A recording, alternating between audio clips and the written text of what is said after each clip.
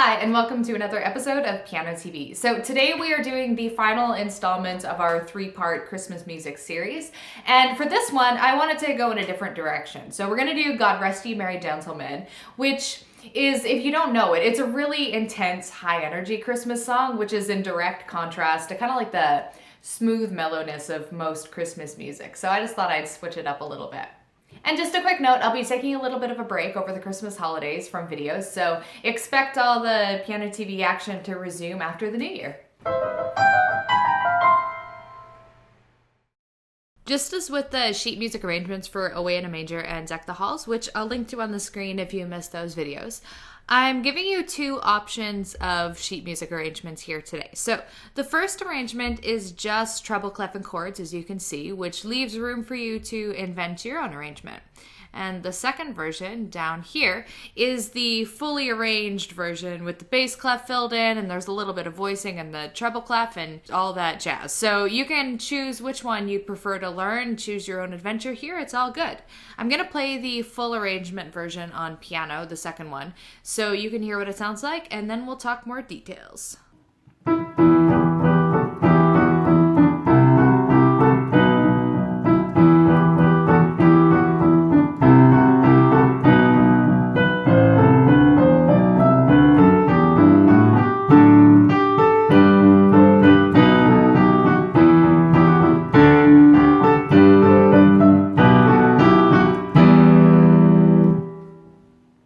Just as we discussed in the Introduction to Harmony video, which I'll link here, we harmonize the melody mainly with thirds and sixths, just because it sounds good. So if I was to, here's our thirds, if I was to try to harmonize that with something like fourths,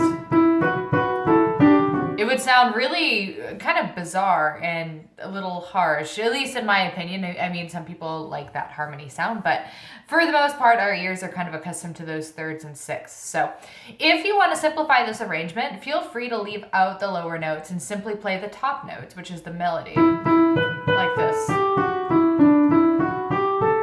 It's still gonna sound good even when you add in the left hand. Yeah, it still totally works. It's a legitimate way to play. All right, so here in the bass clef in the second arrangement, there's something kind of wacky going on that we haven't really talked about before. So you've got this whole note hanging out up top, and then below you have these bass notes with the stem going the wrong way.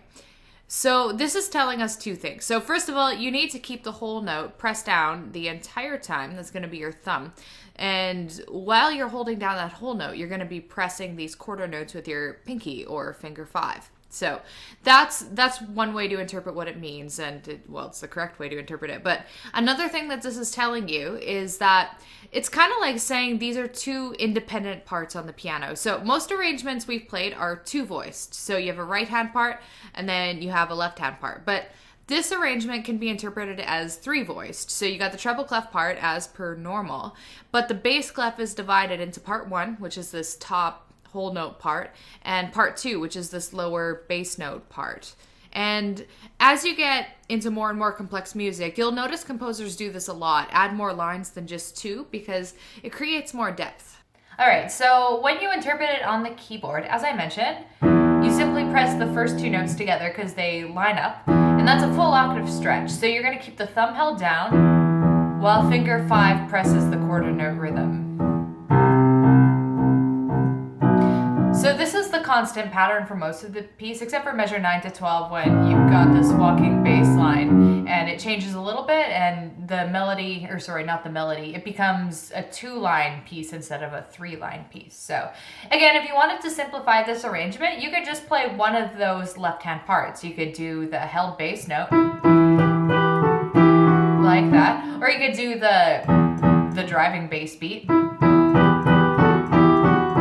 And it's still gonna sound good. So again, feel free to deconstruct this piece in layers however you see fit so that you're able to play it. Okay, so a couple more song details I want to look at. And the first thing I want to look at is song form. So scroll down to the bottom here, you've got a first, second, oh, the second's not written in there. Human error, first and second ending, and then a third ending. And you can see from the lines of lyrics, there's 3 different lyrical lines, so there's 3 verses to this song. So the order you want to play this in, and this is kind of personal preference too. I mean, you don't have to play every single verse, but you start from the beginning, you play all the way through, you go to the repeat, to the first ending, and then you bounce back to the beginning, you play again, you do up to here because it's the second time through, and then the third time through, you completely skip the first ending and you bounce over to the third ending. So that's just sort of like a more elaborate way to add repeats in music, and you'll see that a lot in pop music and contemporary music. And allegro, written really small here, is our Italian word for fast. So the last thing I want to look at is the key signature. So we have 1 sharp. This is going to mean one of 2 things, and you're probably used to me talking about this by now. So the scale that has 1 sharp is G major. So is this song in G major is the question that I want to throw out to you. So to answer that question, let's look at the very first note. So in the bass clef, an octave apart, you have 2 E's. Okay, so already that's kind of a weird sign, because even in a G major chord, which is G, B, D, there's no E. So that seems kind of off. And then in the right hand too, you've got an E. And this chord symbol up top is kind of stealing the deal. It's not a G major chord, it's an E minor chord. So this G major's minor doppelganger twin is E minor, if you hadn't guessed that already. So this song almost definitely is in the key of E minor as opposed to G major. And you'll be able to hear that minor sound in the song. It's got kind of like a, I don't know, just like has more intensity. And if we scroll to the very, very bottom of the song, another way to confirm the key signature is to look at the very last chord of the song, or the last notes. And you can see that we've got an E minor again. So confirmed, this song is in the key of E minor. Thank you for watching this video, and I hope you have lots of fun playing around with these Christmas arrangements, and that you have an excellent Christmas break and holiday filled with hopefully lots of family, friends, and good food. Take care.